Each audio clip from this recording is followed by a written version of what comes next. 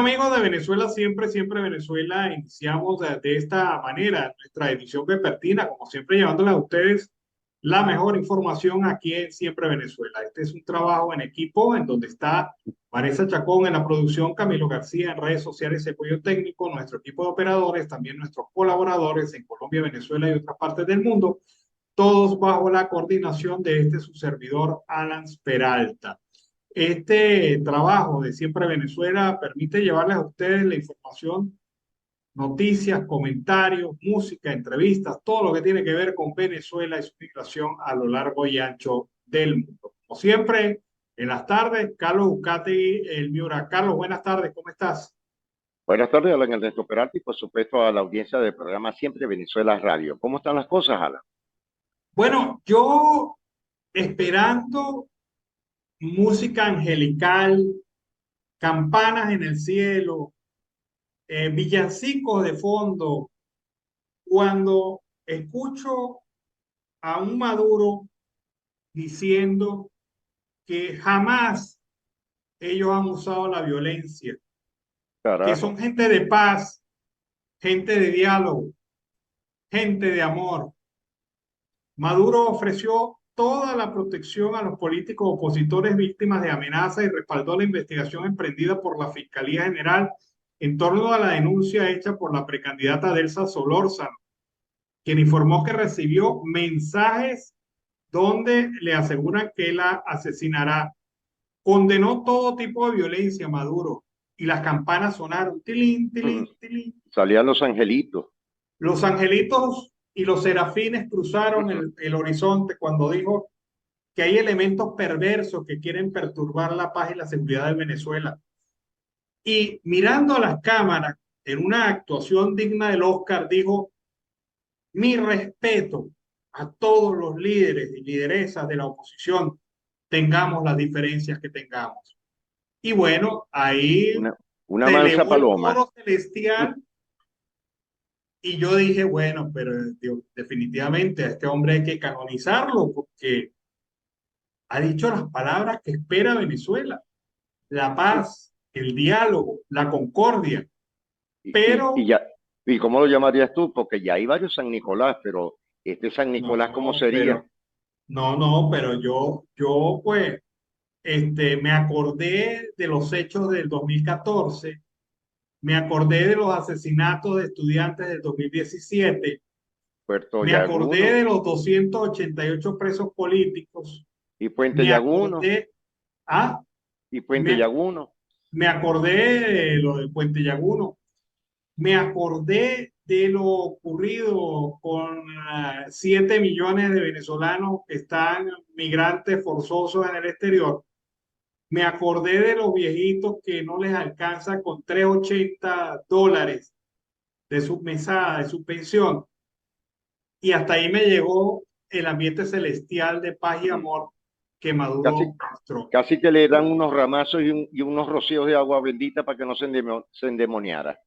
No, pero es que definitivamente este gobierno es Totalmente. cara dura completo, porque mientras Maduro decía esto, un gobernador manda a caerle a piña a los candidatos, un Diosdado Cabello todas las semanas se burla y amenaza y fustiga a los ciudadanos violando la ley de ellos mismos, la ley del odio, impunemente. Mientras tanto le caen a piña a los candidatos, los persiguen, los hostigan, los amenazan, le hacen seguimientos policiales, de Hostiles, inteligencia. hostiles totalmente.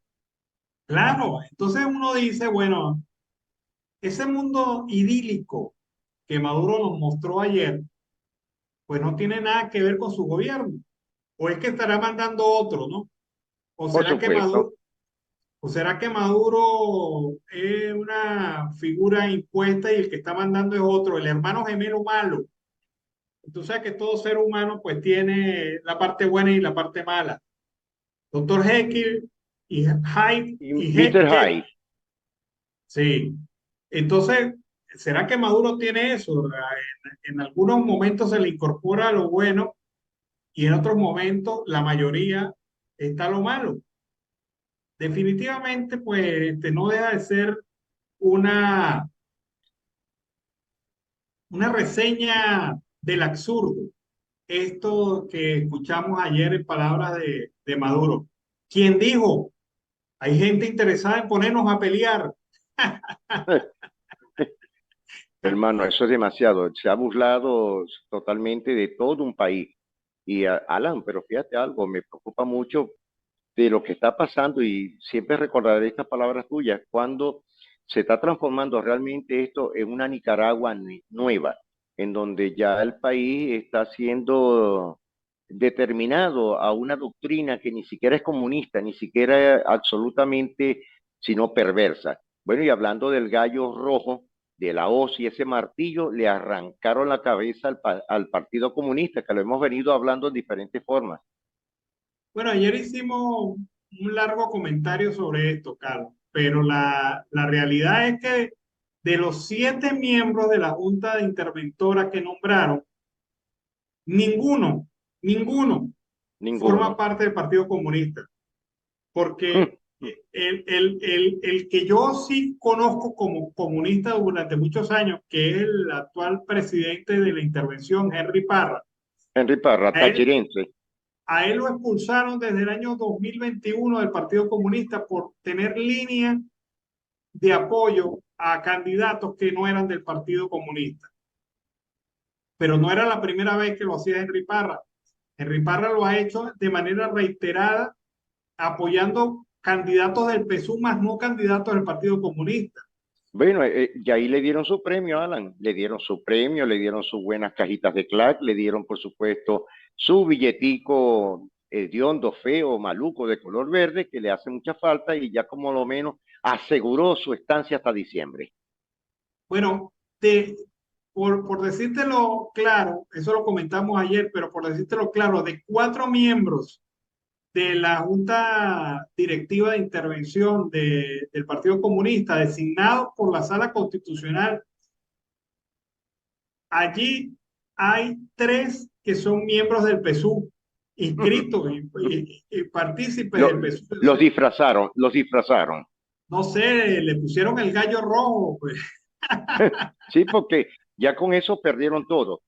Yo estoy buscando la manera de solicitarle a varios amigos que me den el número telefónico o personal de Oscar Figueras, pero ha sido bastante difícil. Esperemos que pronto lo tengamos, que sería interesante escuchar la versión de él. No, Figueras ha dicho, éramos una piedrita en el zapato, ahora imagínense, ¿cómo vamos a hacer? Y aparecieron pintas, ¿no? Pintas Sí, en apoyo al Partido Comunista en Ecuador, sí, sí, en Chile. Y eso da una idea de la claridad política e ideológica de esta gente, ¿no? Y la capacidad de movilización. 16 partidos comunistas del mundo ya han manifestado su molestia frente a este accionar del gobierno que, bueno, ya se había advertido. Mira, una cosa que recuerdo, 4 miembros de la nueva junta directiva del Partido Comunista, qué casualidad, vienen de Monagas. ¿Y quién es de Monagas? ¿Quién es el así hombre de es. Monagas? Diosdado, Diosdado Cabello, claro. Diosdado ese Cabello. muchacho no duerme, ¿viste? Diosdado no duerme. Claro, y él fue el que se la cogió al Partido Comunista. Sí, sí, sí. Es que Diosdado no duerme, lo repito, ese hombre no duerme, es un trabajador de primera. Alan, es increíble, porque hasta ahora sí lo quieren hasta los cubanos. No, no, no, es que yo no, tampoco creo que los cubanos lo quieran. No, no, Los, para nada. los cubanos saben lo que hicieron y él sabe lo que hizo también. Claro, Y los cubanos están jugando y moviendo sus fichas. claro. Yo creo que Diosdado allá en Cuba no le bebió, pero ni agua a ellos. Él llevó hasta su agua propia, su comida propia. Sí, ahí hay varias cosas que hablar. Carlos, hay una noticia interesante. Nos están llegando medicinas chimbas de la India y de Irán. Y Y eso no es esto de lo ahora, Alan. denunció, Eso no es de ahora. Eso ya tiene años. claro, pero lo denunció la, eh, la Federación Nacional de Farmacéuticos. ¿Y qué ha dicho la Federación? Que algunas de las medicinas que provienen de India son placebos, no vienen con el principio activo. Y esto es grave porque Gravísimo. están pasando estas medicinas sin ni siquiera la aprobación de la autoridad sanitaria venezolana a través de su Ministerio de Salud. Es decir, estas medicinas se están introduciendo y se están expendiendo y distribuyendo en el país sin el certificado de calidad necesario que debe ser emitido por el Centro Rafael Rangel. Y entonces se pone en riesgo la salud de los venezolanos. Se distribuye en centros de salud del sector público, pero también se están vendiendo, se están expediendo, incluso sin fórmula, en centros de salud y en hospitales y clínicas privadas, y también en farmacias del país. O Ahora mi sea, pregunta es, Alan, ¿y dónde está el Colegio de Bioanalistas, el Centro de Investigaciones y el Colegio de Farmacéuticas de Venezuela? Son tres bueno, gremios que deben utilizarse, Alan. los farmacéuticos son los que están haciendo la denuncia, pero es que son reiterados los casos, y máxime cuando se conoce que hay 115 empresas que el propio gobierno de la India invalidó, les quitó los permisos por, por estar violando las normas sanitarias básicas para la producción de medicinas. Hoy día yo recuerdo, tú lo viviste también cuando ibas a cualquier dispensario, ambulatorio, a los hospitales, que tú veías a los visitadores médicos y lo primero que le exigía el médico es, dame la literatura médica, los panfletos, los libritos que entregaba de cada producto farmacológico. Hoy día ya eso no existe en Venezuela y cualquier día, tal como lo hemos dicho, veremos también allá ramas esotéricas por todos lados en el país. Venga para acá para quitarle sus males y le damos 7 ramazos y viva Dios. Claro, tendrán los médicos que apelar a un estante en donde tendrán todas las ramas separadas por enfermedad, ¿no? Y eso Sí, señor. va a parecer más un consultorio de brujo que un consultorio médico. Así es. Tú sabes que una amiga mía decía eso: en Venezuela no hay médico, lo que hay es brujo. Y Sí. mira, se le está convirtiendo su profecía en realidad, porque es la única manera de conseguir algunos principios o elementos que permitan darle una cierta sanidad al pueblo. Pero es grave esto, lo que te estoy comentando, la irresponsabilidad del gobierno que permite la distribución de estas medicinas de la India y de Irán. Algunas de ellas vienen de Irán. Entonces, bueno, se complica la cosa de salud para el venezolano, que ya ni en las medicinas que compra, muy caras algunas, puede confiar. Así es. Muy lamentable esto porque están jugando con la salud del pueblo. Bueno, hay otra noticia que nos la dio Maduro cuando bajó del cielo del Ujú. astro rey, bajó y se incorporó en su cuerpo en la tierra. Ayer, ¿no? En su programa. Dijo Maduro que ordenó la reactivación del aeropuerto de San Antonio del Táchira, un aeropuerto que Carajo. tiene 11 años Daño cerrado. cerrado. No debe Solamente, tener ni luces de balizaje, no debe tener absolutamente nada, Alan. bueno, en el 2014 le hicieron unos trabajos internos muy importantes, pero según entiendo yo y según lo señala el diario La Nación de San Cristóbal, 70% de su malla externa está deteriorada.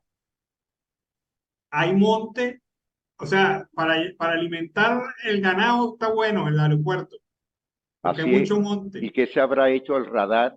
Tú sabes que el aeropuerto, tú lo conoces, tiene dos radares, en la parte lateral izquierda y el que está adelante, para la llegada y salida de aviones.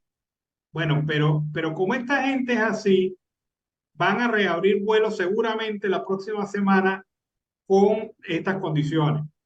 Hay que ver el estado de la pista, hay que ver que no todo tipo de aeronave puede aterrizar allí. O sea, correcto. los aviones que pueden aterrizar ahí en el aeropuerto son aviones de hélice, turbohélice, Sí, lo porque máximo los D9, Alan. sí, porque no hay, primero que es No hay una espacio. pista cruzada por vientos, es una pista corta y hay una circunstancia de que no se sabe lo del tema de la baliza, la seguridad aérea. Además que ese cruce de vientos que hay cuando tú vas ingresando a ese aeropuerto, yo me lo recuerdo porque par Yo de también. susto llevé yo allí. Igual que en Santa Bárbara del Zulia. Era imposible, igual que en Río Negro y el aeropuerto de Mérida. ¿Te acuerdas? Claro, el de Mérida está operativo ya con aviones de Conviasa desde hace unos 15 o 20 días. Pero ahora, ¿por qué Maduro toma esta decisión de reactivar este aeropuerto de San Antonio? Me imagino que ellos aspirarán que fomentar el turismo, decir que van a fomentar el turismo con la gente de Colombia, que no tenga que ir hasta el aeropuerto de Santo Domingo, sino hasta el aeropuerto de San Antonio. Esa pudiera ser una posibilidad. Pero como esta gente no tira una aguja sin dedal, yo tengo mi duda. No sé Tenemos la duda. por qué reactivan el aeropuerto de San Antonio de manera sorpresiva, porque nadie se esperaba ese anuncio. 11 años tenía inoperativo el aeropuerto. Solamente estaban aterrizando aviones oficiales y algunos que otro vuelo. Sí, y los amuros y pajaritos que llegaban. Claro, pero ese aeropuerto tuvo su época, de verdad que Sí, tuvo señor. su época. Pero no es en este momento, a menos que se extienda la pista y se amplíen las medidas de seguridad, no es definitivamente el aeropuerto más propicio para las operaciones de alto movimiento. Parece un aeropuerto rural en cualquier parte del mundo. Sí, porque fíjate Pero algo, bueno, tú te vienes a ver cuánto cuesta de cada 8 a 8 metros las luces de balizaje, Alan, y con eso arreglas un hospital. bueno, ahí están las cosas, Carlos. Un aeropuerto que revive por orden ejecutiva.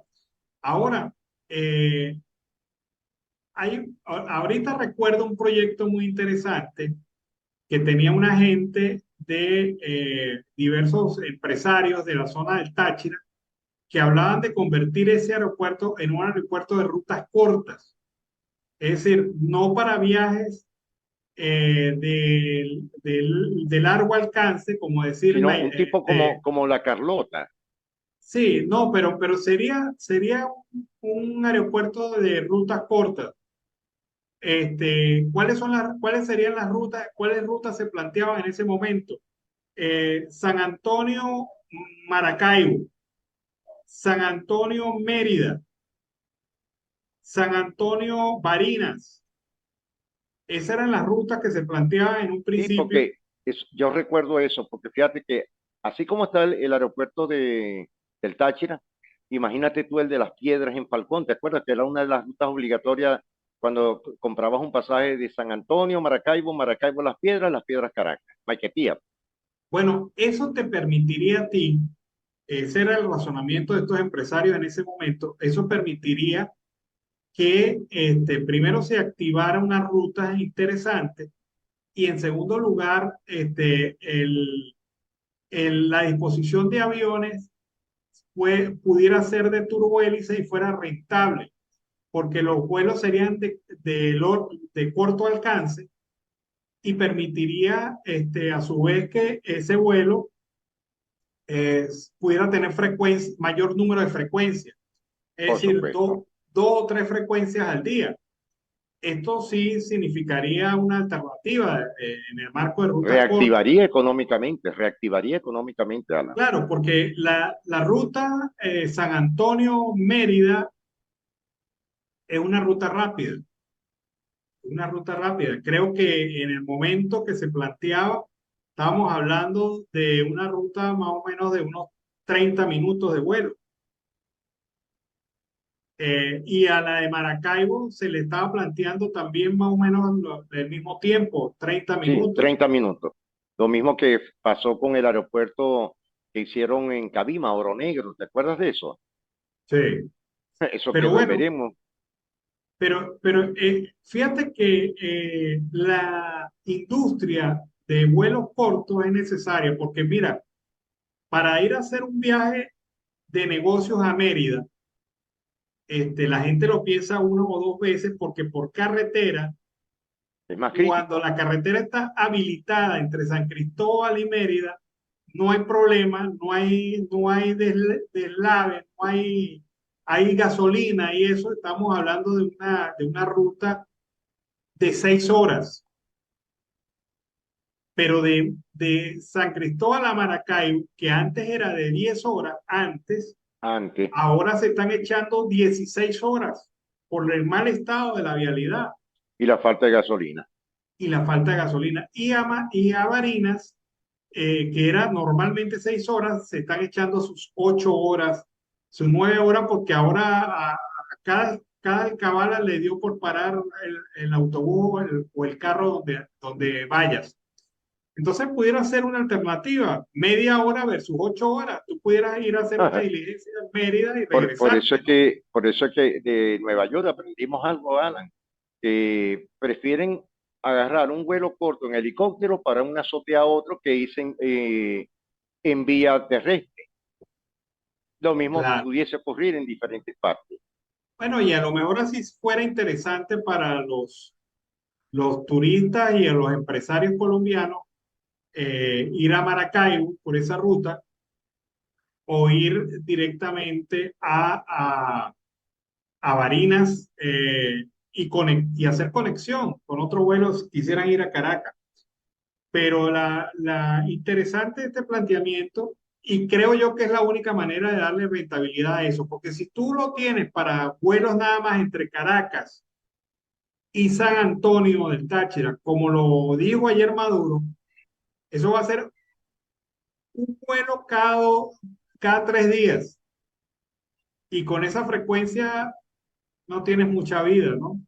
Sí, fíjate, recordando, como dices tú, Alan, hubo una empresa llamada Tucán. Cuando usted conozca Venezuela, ¿te acuerdas aquel eslogan? Comenzaba Ah, desde San Fernando de Atabapo, Tucupita, Santa Elena de Guairén, Puerto Ordaz del Tamacuro, pero estoy hablando de hace muchos, pero muchos años, y eran rutas de hélice, avionetas Cessna sobre todo. Bueno, ya eso desapareció. Ahora las únicas Cessna y jet privado ya sabemos que son de las mafias del poder. no, pero un turbohélice te puede transportar, creo que la capacidad es 20 personas, ¿no? 20 20 pasajeros. personas, 20 pasajeros. Y si lo hace con una frecuencia de 3 vuelos a diario, pues le daría vida a la zona del aeropuerto. Gente que le invirtió plata. Yo conozco de personas que le invirtieron mucha plata a los puntos de venta allí y después perdieron toda la inversión porque no había pasajeros, no había movimiento en el aeropuerto. Bueno, Carlos, se nos acabó el tiempo. Pues sí, Alan, estaremos muy pendientes de lo que pase en el transcurso de esta tarde, noche, amanecerá y veremos y esperemos nuevas resultas en el país, nueva situación por las primarias, también la grave situación, Alan, con el combustible y esta vez en el estado Falcón, ya la gente no sabe qué hacer para ir a Aruba, las lanchas rápidas, ¿te acuerdas de eso? Han desaparecido y ya están en las islas del Caribe, y no solamente en las tres ABC, Aruba, Curazao, Bonaire, han ido a San Martín, a Grenada, a diferentes islas porque les da resultado por el tema del combustible, que en el estado Falcón hasta el momento llevan 47 días sin combustible. Bueno, grave la situación. Vámonos a la pausa comercial y musical del momento y al regreso seguimos aquí con más de Venezuela siempre, siempre Venezuela. Ya Bueno, regresamos. amigos de Venezuela siempre, siempre Venezuela, seguimos aquí con más información. Vean ustedes cómo actúa la mente maquiavélica de Jorge Rodríguez y su equipo. Para el día de hoy, en la agenda de temas aprobados para la sesión de hoy de la Asamblea Nacional y Legítima, no figuraba el tema de Consejo Nacional Electoral. Ellos la semana pasada anunciaron que habían 104 candidatos opcionados a estos cargos de rectores del Consejo Nacional Electoral. Sin embargo, no publicaron una lista de quiénes eran esas 104 personas. Después se dijo que había 45. Obviamente, el régimen ni la Asamblea Nacional coaptada y legítima publicó la lista de quiénes eran esos 45. Y para el día de hoy no había en agenda la elección de los rectores del CNE. En la sesión que todavía marcha, se incluyó con carácter extraordinario y de emergencia el tema. Y ahora, en este momento, están discutiendo, porque ya eso ya está cocinado, preaprobado, la lista de los nuevos rectores del CNE. Y nosotros los venezolanos se nos ha denegado el derecho fundamental de hacer las objeciones a esos candidatos, porque dentro del lapso de elección de nuevos rectores del Consejo Nacional Electoral, según la ley, figura un periodo de 10 días donde los ciudadanos, la sociedad civil y aquellos factores interesados pueden hacer objeciones a los candidatos. Y estas objeciones nunca se realizaron. O sea, nosotros no vamos a saber quiénes son los nuevos rectores del CNE hasta que esta gente manipuladora, controladora e ilegal designen a los nuevos 5 rectores del Consejo Nacional Electoral, que solamente se van a conocer hoy, tarde noche, porque Jorge Rodríguez lo ha dicho, de aquí no nos vamos sin que se escoja el nuevo CNE. Lo ha dicho en la Asamblea Nacional y Legítima, que se ha declarado en sesión permanente. Jorge Rodríguez indicó que el Parlamento se mantendrá en sesión permanente hasta que no se escoja el nuevo Consejo Nacional Electoral de la República Bolivariana de Venezuela. Recordemos que una comisión preliminar conformada por los diputados Alessandrelo, Santos Amaral, José Gregorio Correa y Cilia Flores habían definido la lista de quiénes serían los candidatos, los aspirantes. 5 rectores principales y 10 suplentes se escogen hoy. Pero es evidente que lo que nace torcido seguirá torcido. Y esto, ¿por qué está torcido? Por todas las causas que le he comentado. No se hizo el periodo de objeciones abierto a la sociedad civil. No se conocen quiénes son los que quedaron. Incluso sabíamos que había un militar activo y no sabemos si ese militar activo está, si está el contralor de facto. Es decir, vuelven a hacer la postura de perro, vuelven a hacerlo. Y burlándose del pueblo venezolano, de la ciudadanía venezolana, porque ellos se creen los mandamases, se creen los sobrepoderosos. Bueno, les llegará su tiempo. Y así sea el Consejo Nacional Electoral más manipulado de toda la historia, así le vamos a ganar. La oposición venezolana les va a ganar. Le va a pasar al pueblo venezolano la aplanadora y les va a demostrar lo inútil que fue el esfuerzo de construir en base a la violencia, la agresión y la trampa un sistema político en Venezuela. Increíble, pero cierto lo que ocurre en nuestro país. Bueno, el Tribunal Supremo de Justicia ha hecho algo positivo, si se puede calificar así. La Sala Político-Administrativa del TSJ revocó la multa que en agosto de 2022 impuso a 5 universidades públicas de Venezuela que demandaron la nulidad del Ejecutivo de la Oficina Nacional de Presupuestos. ¿Recuerdan? Malaquías Rodríguez admitió la petición de los representantes legales de la Universidad Central de Venezuela, la Universidad de Oriente, la Universidad de Carabobo, el Pedagógico de la Universidad Nacional Antonio José de Sucre, UNESCO, y ellos habían solicitado, bueno, que no les aplicaran esa multa, porque tras de que no reciben dinero por parte del gobierno, tras de que no tienen posibilidades económicas ciertas para poder pagar esto, les imponen multa por decir decir una gran verdad, poner y señalar que el instructivo NAPRE era ilegal. Y resulta que la respuesta del TCJ fue que no, el instructivo NAPRE no existía. Y entonces este instructivo que eliminó beneficios económicos de la administración pública, que se continúa aplicando, especialmente a los docentes, según el TCJ, es inexistente. Pero la verdad es que lo aplican. Y de hecho, y de derecho, porque lo señalan en sus resoluciones. Bueno, e incluso le había impuesto una multa a las universidades por exigir su derogatoria. Pero bueno, esta gente por fin hizo algo razonable y no va a pagar multas una universidad que están empobrecidas por el mismo régimen de facto en Venezuela. Hoy es el Día de los Pueblos Indígenas. Hoy es un día que señala y recuerda a la diputada Numa Guarulla. Recuerda el Día Internacional de los Pueblos Indígenas y señala cómo viven esos pueblos en la Venezuela de hoy. Escuchemos.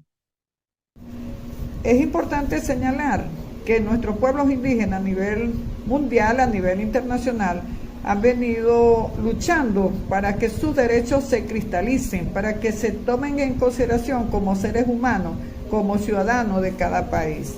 Y a pesar de que se hayan llevado a cabo firmas de convenios, de contratos, se hayan hecho leyes, se hayan hecho todos estos acuerdos, sin embargo, nuestras poblaciones indígenas a nivel internacional siguen siendo pues vulnerables. Sus derechos siguen siendo vulnerados. Específicamente aquí en Venezuela, a pesar de que contamos con un capítulo dentro de la Constitución de la República Bolivariana de Venezuela, podemos observar que esos derechos y esas deudas que tiene el Estado con los pueblos indígenas no se han cumplido. Seguimos sin la demarcación y titulación de sus tierras. Se siguen asesinando indígenas y no hay culpables. Se le quitó hace poco, hace 3 años específicamente, se le vulneró, se le eliminó su derecho a elegir en la parte electoral a su representante, a la Asamblea Nacional, a los consejos legislativos, a los consejos municipales. Es decir, en vez de ir en progreso, esos derechos se van en retroceso, como es este caso, ya que en Venezuela, en nuestros pueblos indígenas, un delegado eligen por 50 indígenas. Eso no puede ser. ¿Cómo es posible que un delegado vaya a elegir por 50 hermanos indígenas que no sabemos cuál es su intención del voto, y sin embargo pues no hay quien respete esos derechos? Por ello es importante que no dejemos pasar este día 9 de agosto, este día que marca y es de gran importancia para los pueblos indígenas a nivel internacional. Nosotros aquí en Venezuela no podemos dejar pasarlo por debajo, no podemos dejar de mencionar cómo se han violentado estos derechos que están plasmados y que el Estado venezolano tiene deuda con sus pueblos indígenas. Por ello es importante también señalar que a lo largo de la historia los derechos de los pueblos indígenas siempre han sido violados. Y en la actualidad, los pueblos indígenas, específicamente aquí en Venezuela, se encuentran en las poblaciones más vulnerables y perjudicadas del mundo, pues, porque la comunidad internacional reconoce que Se necesitan medidas especiales para proteger sus derechos y mantener su cultura y su forma de vida, porque recordemos que los pueblos indígenas son los que, bueno, de nuestros antepasados, son los que tienen la mayor riqueza en cultura, son los que tienen diversidad de idiomas, toda una riqueza, y sin embargo es el pueblo más vulnerable, es el pueblo que está más perjudicado. En los poblados y en los estados, los pueblos indígenas cada día lo están alejando más de las ciudades. Pues entonces yo creo que nosotros como venezolanos, como indígenas que somos, de acá, del estado Amazonas y de cualquier estado como Bolívar, el Delta, Anzoátegui, Sucre, Monaga. Bueno, ahí está, Día Internacional de los Pueblos Indígenas, se celebró el pasado 9 de agosto, sin embargo, pues hoy hace el reconocimiento a la Asamblea Nacional Legítima de este tema, recordado por Nima Guarulla, indígena venezolana. Bueno, amigos de Venezuela, siempre Venezuela, seguimos aquí con más información. La Defensoría del Pueblo de Colombia estableció que en los primeros 6 meses de este año aumentó de forma exponencial el número de migrantes que atraviesan la frontera con Panamá a través de la región del Darién, en el Chocó colombiano, entre ellos niños y adolescentes, extranjeros y colombianos que junto con sus familias o sin ellas enfrentan graves riesgos de vulneración de sus derechos. La Defensoría de Colombia ha señalado que entre enero y junio cruzaron la frontera hacia Panamá 196.371 personas migrantes, la mayoría de ellos venezolanos, haitianos, ecuatorianos, chinos e indios principalmente, susceptibles a la condición de refugio y con la necesidad de protección internacional. Esta cifra genera alarma si se compara con los datos del mismo semestre del año anterior, cuando salieron del país por el Darién 49.452 personas, lo que representa un aumento de 297%. No se paraliza la huida del pueblo venezolano hacia el exterior. Los datos muestran que en el primer semestre del año migraron 40.171 personas, mientras que en el mismo periodo del 2022 cruzaron esa frontera 7.369 menores de edad. Es decir, 40.000 circularon en este tiempo y 7.369 menores de edad lo hicieron el año pasado. Un incremento desbordado de 445%. La entidad conoció un dato incluso más preocupante: niños migrando sin su familia, lo que genera una condición de mayor vulnerabilidad. A la Defensoría del Pueblo le preocupa el aumento de este número de migrantes, lo que sin duda significa un mayor riesgo de vulneración de los derechos de los niñas y adolescentes y jóvenes, por ejemplo, a ser víctimas de distintas formas de violencia, incluida la sexual, como también de hurtos, trata de personas, tráfico de migrantes y discriminación, violencias que son ejercidas por las estructuras ilegales que delinquen en estos lugares irregulares de tránsito, indicó el defensor del pueblo Carlos Camargo. La presencia de estructuras criminales justamente llevó a que las defensorías del pueblo de los dos países emitieran una alerta temprana binacional, es decir, Panamá y Colombia. El propósito principal es que los gobiernos de las dos naciones implementen medidas que apunten a garantizarle los derechos a quienes cruzan la frontera a través del también conocido tapón del Darién. Como en otras oportunidades, la Defensoría del Pueblo ha tomado las cifras del Servicio Nacional de Fronteras, conocido como SENAFRONT, que forma parte del gobierno de Panamá. En Colombia no existen registros oficiales que permitan establecer el número de migrantes que atraviesan el Darién y las condiciones en las cuales lo hacen. Así está la situación. Increíble esta cifra.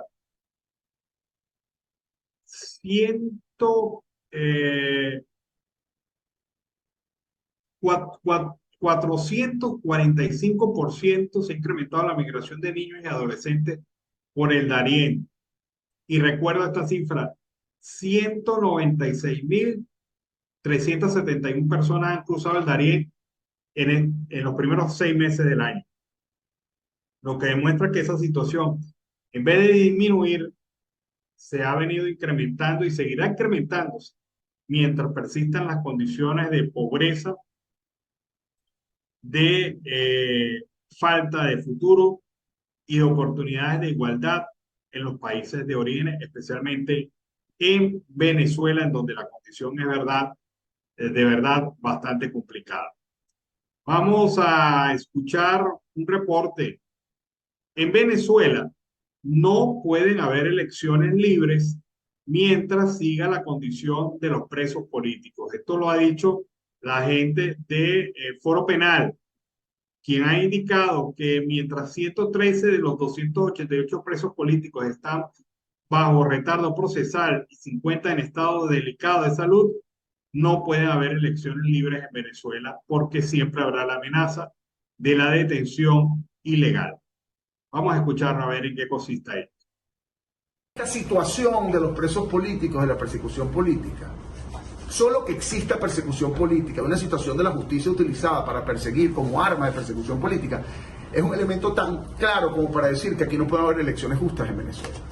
Al día de hoy, y esto quiero que lo tomen muy en cuenta, porque esto es gravísimo. Esta lista que está acá la tiene la Corte Penal Internacional, cuya investigación se reabrió y cuya investigación está llevándose a cabo.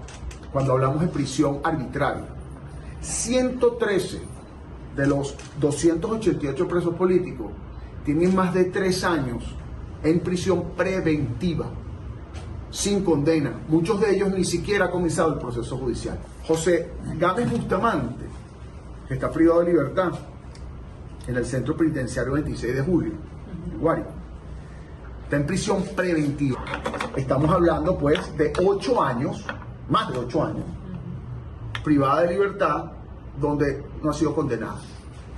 Si esa persona luego de 3 años no ha sido condenada por retardo procesal, responsabilidad del Estado o de los funcionarios que en definitiva tienen a esas personas privadas de libertad arbitrariamente, esa persona debe salir en libertad. Y no es que lo decimos públicamente, es que hemos solicitado su libertad formalmente ante los tribunales y los tribunales la han negado. Eso es crimen de lesa humanidad. Por ejemplo, en el caso de Javier Tarazona, no hay tribunal. No hay. O sea, no hay dónde llevarlo porque el tribunal lo modificaron, le quitaron la jurisdicción de terrorismo y, por ejemplo, no tiene juicio. 11 presos políticos han fallecido en custodia del Estado. Pues denunciamos, como es el caso de Javier Tarazona y de otras personas que se encuentran en situación de salud grave. O como, por ejemplo, Mirlendris Benítez, que está en el INOF con una situación de salud grave. Entonces lo advertimos y lo decimos porque si ocurre otra desgracia como una muerte de una de estas personas, no es porque fue algo simplemente ocasional, ¿no? Sino porque ocurrió, o esporádico, sino ocurrió porque sistemáticamente. Bueno, ahí está la situación. Entonces, para Foro Penal, esto impide que se pueda realizar elecciones limpias y transparentes en el país. Pero hay varias amenazas que tienen los candidatos de oposición en Venezuela. El efecto Cocuyo, el portal informativo, hizo un resumen de 5 de estas claves que pudieran afectar las campañas de los candidatos y el proceso de primarias en Venezuela. Vamos a ver cuáles son. Primera, el recurso ante el TSJ que introdujo Luis Ratti contra las primarias opositoras el pasado 30 de mayo. Ratti denunció supuestas mafias organizadas de la oposición y solicitó el nombramiento de una nueva Comisión Nacional de Primarias para limpiar el proceso de primarias que han ensuciado y garantizar democracia, participación y caminar hacia una nueva unidad política del país. La dirigencia opositora tampoco descarta que una decisión contra la primaria pudiera estar dirigida a obligar un cambio de fecha al ordenar que el nuevo Consejo Nacional Electoral brinde asistencia técnica a la contienda interna del antichavismo. También se temen nuevas inhabilitaciones políticas contra aspirantes a la jefatura de Estado, impuestas por la Contraloría General de la República. La última se hizo contra la candidata a la primaria, María Corina Machado, por 15 años. Ya están inhabilitados Enrique Capriles y Freddy Superlano. Bueno, lo que dice Diosdado Cabello, la agresión contra los militantes del partido y que se manifestó durante el día de hoy en el recorrido de Enrique Capriles por el estado Apure, en donde la situación de agresiones, amenazas y situaciones en contra de los candidatos se mantienen. Lo que dijo el comandante general de la Guardia Nacional sobre falsos candidatos a los opositores que están inhabilitados y quienes señalaron de pretender impactar negativamente en la estabilidad política y el ejercicio del derecho al voto. Esta es otra amenaza que sufren los candidatos de la oposición. También las amenazas de muerte contra María Corina Machado, de Elsa Solórzano, y otros candidatos que han sido de alguna manera minimizados por el régimen de facto. Las agresiones en los recorridos, como lo que ha ocurrido hoy, repito, en el estado de Apure, que ocurrió ya en Valencia, en Aragua, en Anzoátegui del Tamacuro, y que ahora ocurre en el estado Apure. La situación de persecución a los partidarios de los diversos candidatos que también están viéndose afectados físicamente por estas agresiones de colectivos chavistas que impiden o que tratan de impedir a toda costa la realización de una campaña electoral sana, correcta y justa. Bueno, son las amenazas que detecta Efecto Cocuyo para los candidatos y candidaturas en el marco de estas primarias en Venezuela. Vamos a escuchar al diputado Héctor Cordero. Ya que hablamos de violencia, lo que ocurrió en Ecuador con el asesinato de Villavicencio, el candidato a la presidencia, es un campanazo, un llamado de atención de las condiciones de violencia que el régimen está propiciando en Venezuela que pudiera afectarnos. Vamos a escuchar cuál es la posición de Héctor Cordero, parlamentario de la Asamblea Nacional Legítima, sobre este tema. Presidencial en Ecuador, Fernando Villavicencio, marca una pauta ante la cual tenemos que estar alertas en toda América Latina. Pareciera que cuando se pierden los argumentos y se pierde la razón, es la violencia el único argumento y la única acción que ejercen aquellos que han perdido ese argumento y esa razón. Por eso, en América Latina, en estos momentos tan difíciles, y en Venezuela en particular, tenemos que salirle al paso a este tipo de situaciones. No es nuevo el asesinato como mecanismo de acción política.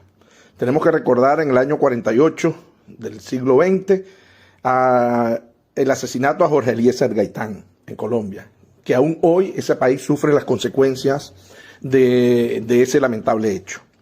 Pero más recientemente el asesinato de Luis Carlos Galán, Jaime Hurtado, Luis Colosio, Mariela Franco y Juvenal Moise en distintos países de América Latina nos tienen que llamar la atención.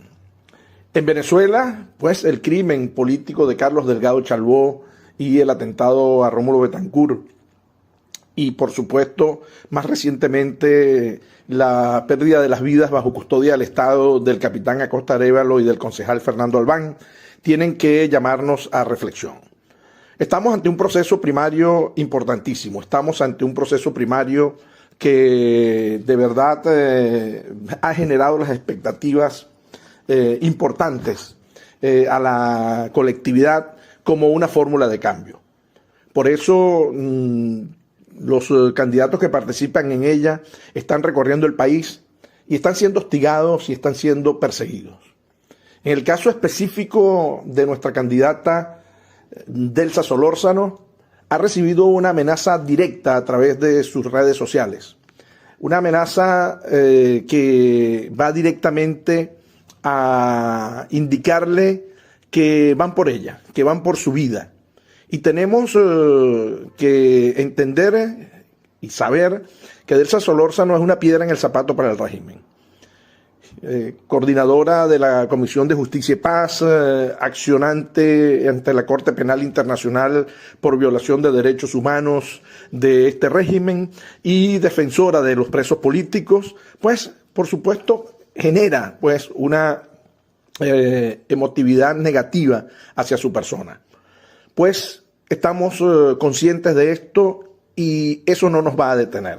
Eso no va a detener a Delsa Solórzano. Ella va a seguir recorriendo el país. Ella va a seguir exponiendo su vida por una lucha que la lleva en su fuero interno. Una lucha por la libertad, por la democracia, por su familia, por su hijo. Y de verdad, en eso la acompañamos. En eso le damos toda la fortaleza y le brindamos todo nuestro apoyo para que siga en esa lucha tenaz y que pues también deben cubrir otros candidatos. Hay que proceder con mecanismos de defensa, hay que proceder con mecanismos de acción de resguardo, pero también tenemos que denunciar ante el Concierto Nacional e Internacional esta situación, porque una amenaza directa a través de las redes sociales, donde tenemos presos políticos que están allí porque simplemente enviaron un mensaje en una cadena de WhatsApp o en un Instagram. ¿Cómo no se va a conocer quién puede en un momento dado amenazar a un candidato a la primaria? Entonces exigimos que de verdad se ponga el ojo donde debe estarlo, ante esa amenaza y de dónde proceden esas amenazas. Nosotros podemos presumir, pero el asesinato político, el sicariato político tiene muchas vertientes de fanáticos, de acciones institucionales específicas, y por eso llamamos a estar alertas ante esta situación, porque Venezuela necesita un cambio. Venezuela necesita un cambio en paz, un cambio por la vía electoral, un cambio por la vía democrática. Bueno, el diputado Cordero hace afirmaciones claras, contundentes. Nos estamos asemejando o vamos en la ruta de lo que ocurrió en Ecuador. Eso es lo que hay que evitar, enfrentar y denunciar desde ahora en Venezuela, porque todos los candidatos a las primarias opositoras están en riesgo. Bueno, seguimos aquí en Venezuela, siempre, siempre Venezuela. La Asamblea Nacional Legítima rechazó el asesinato del candidato a la presidencia de Ecuador, Fernando Villavicencio, un pronunciamiento que ha hecho esta Asamblea Nacional. Recordamos a través de las redes sociales la situación de Fernando Villavicencio en el marco de su postulación. Los diputados de la Asamblea Nacional rechazaron este asesinato político en manos del crimen organizado, señalando que Villavicencio es un héroe en la lucha contra la corrupción en su país y en América Latina. El diputado Ismael García indicó que Fernando Villavicencio se convirtió en la gran piedra del zapato que ya Correa no se podía poner. Las razones por las cuales hoy el expresidente Correa se encuentra prófugo de la justicia ecuatoriana fueron por denuncias hechas por Villavicencio. Decimos a Fernando Villavicencio que su ejemplo no quedará en vano y que, tal como lo dijo su madre, las generaciones de Ecuador recordarán a un valiente. Seguidamente, el diputado Omar González señaló que hoy más que nunca debemos proteger a los líderes democráticos. Ellos representan la opción de cambio, quienes luchan por la liberación del continente. La Asamblea Nacional tiene el deber ineludible de expresar su solidaridad a la familia de Fernando Villavicencio, así como el repudio a la violencia que le costó su vida y amenazas a las que están siendo sometidos los nuevos líderes latinoamericanos.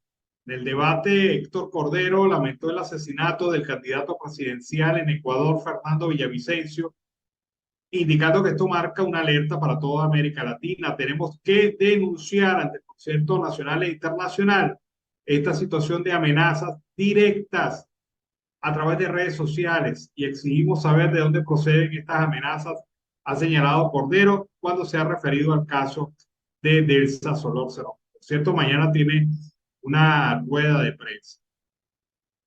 Bueno, familiares de un preso político, del coronel Osvaldo García Palomo, han denunciado que al militar se le prohibieron las visitas en la sede de la Dirección General de Contrainteligencia Militar en Boleíta, al parecer por restricciones impuestas a todos los presos políticos impuestos en el lugar. A través de redes sociales, Zorbay Padilla, esposa del coronel García Palomo, aseguró que por órdenes de la Dirección General de Contrainteligencia Militar, el mayor general Iván García Dala ha hecho prohibir las visitas para el militar, lo que contraviene el artículo 209 del Código Penitenciario, Orgánico Penitenciario. Padilla señaló que las visitas de su esposa están prohibidas desde el sábado pasado, días después de que un grupo de diversos presos políticos denunciara durante una audiencia de juicio de la Operación Constitución, donde se vincula a García Palomo, de estar realizando acciones y la presencia del capitán Abel Angola, a quien señalaron directamente como responsable de las torturas del grupo. La Operación Constitución involucra a capitanes, coroneles y generales de la Fuerza Armada, quienes presuntamente conspiraron para suspender las elecciones presidenciales del 20 de mayo del 2018 a través de la detención y enjuiciamiento de Nicolás Maduro. A los implicados se les acusó de diversos delitos, entre ellos de conspiración, asociación para delinquir, terrorismo y traición a la patria. Los familiares de Osvaldo García Palomo han denunciado en diferentes oportunidades que han sido víctimas de desaparición forzada, torturas. Recientemente se le ha sometido a la tortura blanca, la suspensión de las salidas al sol y tratos crueles dentro de la Dirección General de Contrainteligencia Militar. Otros familiares de presos políticos también han alertado sobre la prohibición de la Dirección General de Contrainteligencia Militar de restringir las visitas únicamente a familiares directos, lo que condenan como otra violación a sus libertades personales. Ahí está entonces la familia del coronel Palomo, que ha pedido la atención internacional a este hecho grave de suspensión de las visitas de sus familiares a este preso político. Osvaldo García Palomo se encuentra detenido bajo las órdenes de la Dirección General de Contrainteligencia Militar. Vamos a ver este reporte que hace nuestros compañeros a través de Roberto Patiño. Hemos conocido que hace un año este político venezolano lanzó la iniciativa Metro 8330 para la recuperación del Metro de Caracas.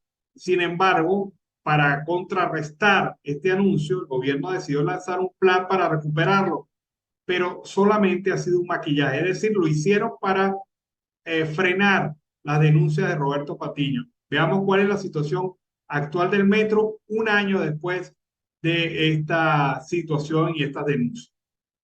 Ya ha pasado un año del lanzamiento de Metro 8330. Con esta iniciativa logramos que los que tienen el poder se ocuparan con su supuesto plan El Metro se mueve contigo y anunciaron 150 millones de dólares más 16 millones de euros para el reemplazo de las vías férreas. Si bien han realizado limpieza y se ha reforzado la seguridad, no es suficiente. Aquí les mostramos solo algunos de los incidentes y fallas en el metro desde entonces. Falla que provoca que ciudadanos tengan que caminar entre estaciones por los rieles. Ratas en el metro. Filtración de agua por lluvias en vagones del metro. Inseguridad por enfrentamiento de buhoneros en el metro. Inundación de estación Altamira por lluvias. Cierre de estaciones Rinconada y Mercado por lluvias. Fallas eléctricas en el metro. Usuarios deben caminar por túneles entre estaciones Colegio de Ingenieros y Plaza Venezuela. Línea 2, las estaciones Las Adjuntas y Ruiz Pineda también cerradas. Fallas en el sistema de ferrocarril Valle del Tuy. Falla eléctrica entre estaciones Teatro y Capuchino. Usuarios deben caminar entre túneles. No hay acceso para discapacitados. Abuelo lamentablemente arrastrándose por las escaleras del metro. Chocan trenes entre los túneles de las estaciones Petare y La California. Un año después ratificamos nuestras exigencias, junto a los usuarios, de que se atienda lo verdaderamente importante para que el Metro de Caracas sea un transporte eficiente, operativo, de calidad e inclusivo.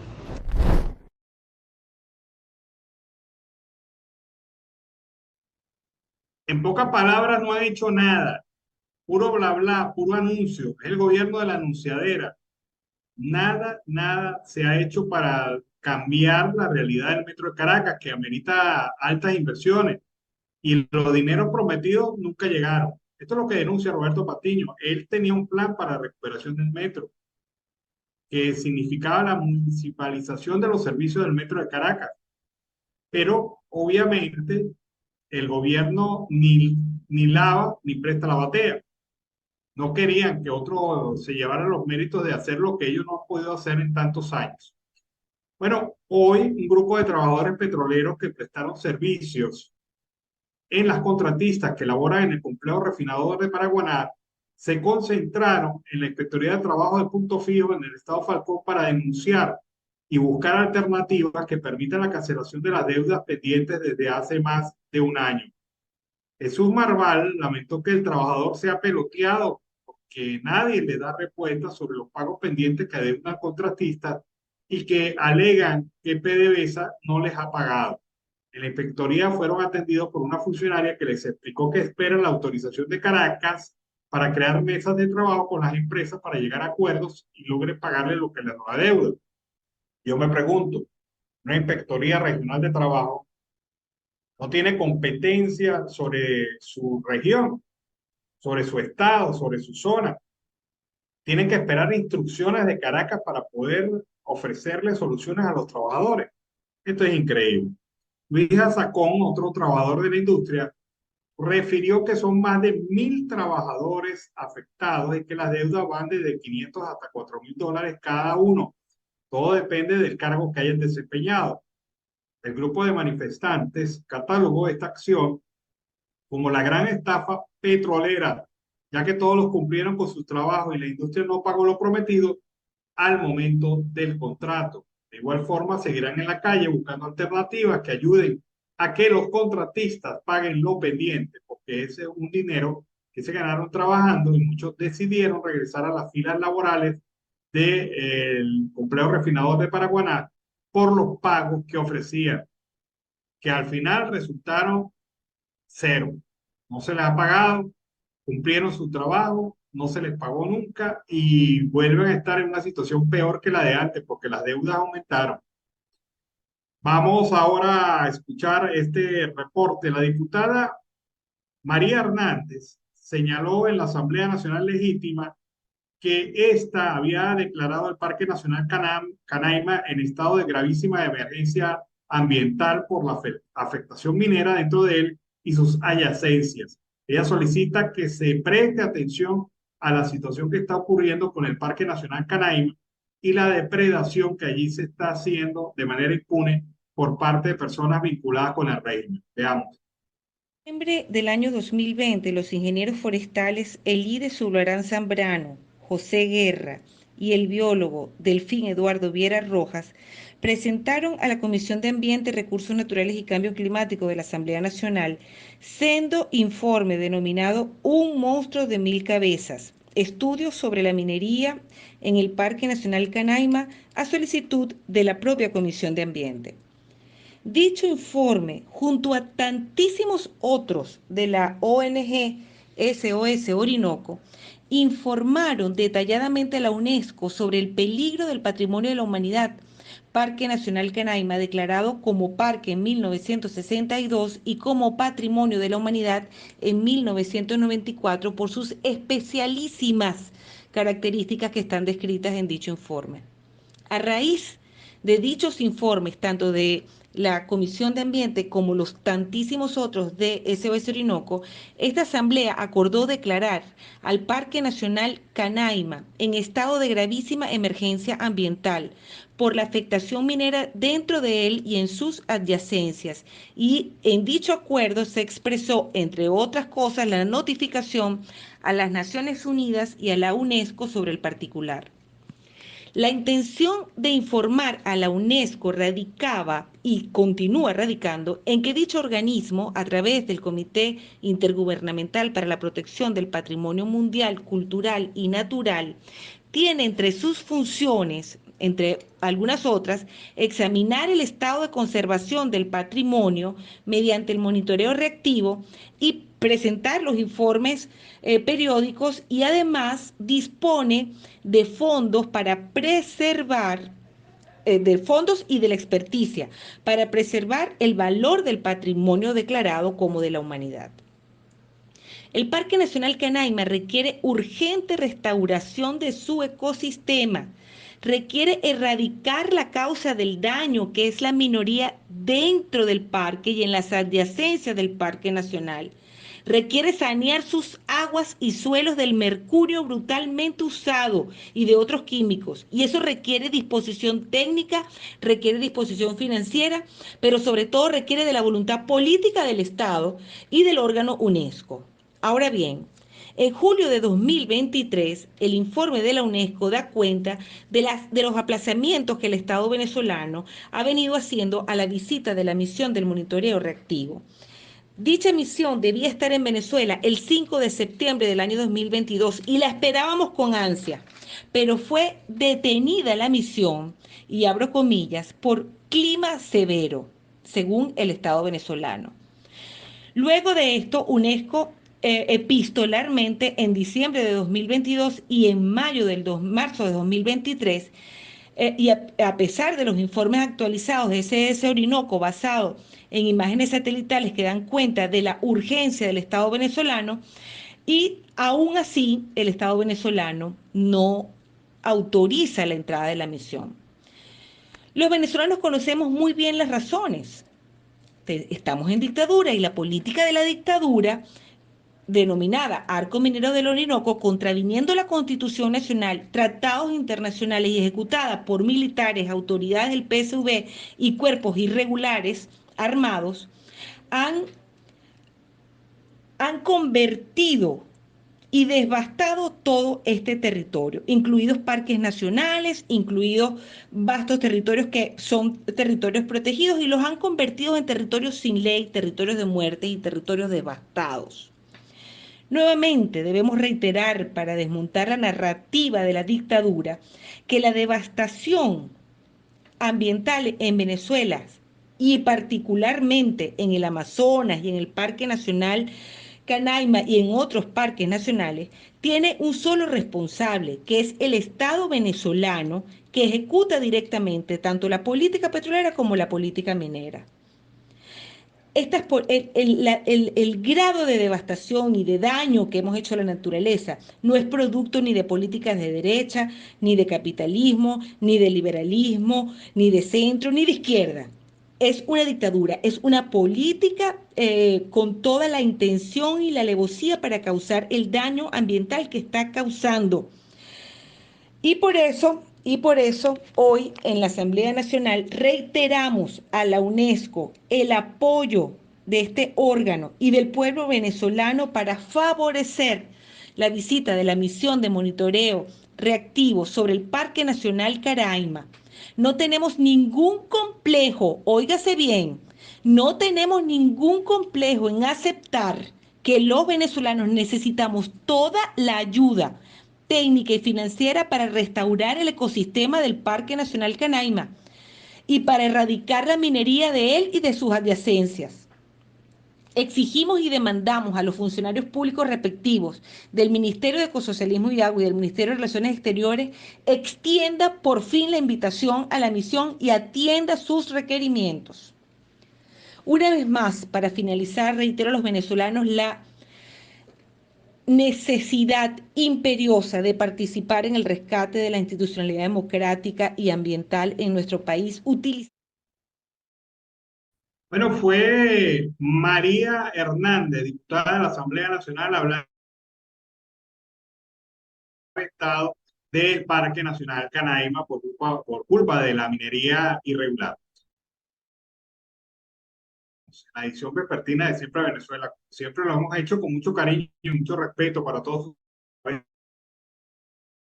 El trabajo desarrollado por Vanessa Chacón en la producción, Camilo García en redes sociales, nuestro equipo de operadores, también nuestros colaboradores en Colombia, Venezuela y otras partes del mundo, todos bajo la coordinación del servidor Alan Peralta. Nos despedimos entonces, hasta mañana, que tengan muy buena. Siempre Venezuela es un programa que te brinda las mejores noticias, comentarios, análisis, entrevistas y música. Información sin censura en la voz de los protagonistas. Todo un equipo de producción de primer nivel. Siempre Venezuela. Lo encontrarás en las radios de tu preferencia. O si no, visítanos en nuestras plataformas digitales. Siempre Venezuela Radio. En Instagram, Facebook y Twitter. De lunes a viernes le decimos lo que en Venezuela prohíben. Porque somos Venezuela siempre, siempre Venezuela.